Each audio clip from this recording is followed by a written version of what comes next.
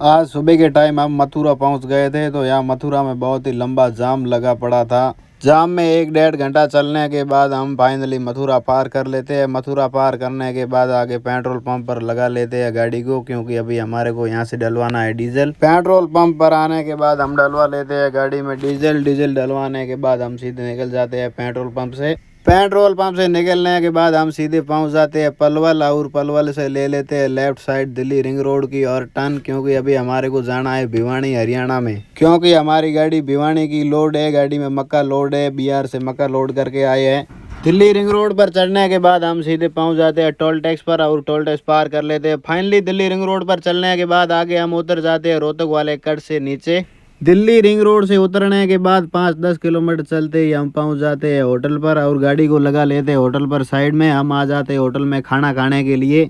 तो होटल में आने के बाद हमने खाना खा लिया है। खाना खाने के बाद हमने एक पी ली है चाय, और चाय पीने के बाद हम निकल जाते हैं होटल से। होटल से निकलने के बाद आगे हम पहुंच जाते हैं रोहतक, और रोहतक बाईपास होके हम निकल जाते हैं भिवानी की ओर। फाइनली रोहतकपुरा बाईपास पार करके पुलिया से नीचे ले लेते हैं सर्विस रोड भिवानी की ओर टर्न। 50-60 किलोमीटर चलने के बाद हम भिवानी पहुंच जाते हैं, और भिवानी से पहले भिवानी बाईपास में ले लेते हैं लोहारू की साइड टर्न, क्योंकि भिवानी से 30 किलोमीटर आगे फैक्ट्री है। फाइनली हम भिवानी बाईपास पार कर लेते हैं। बाईपास पार करने के बाद 30 किलोमीटर चलते हैं। उसके बाद यहाँ आ जाता है छोटा सा रास्ता।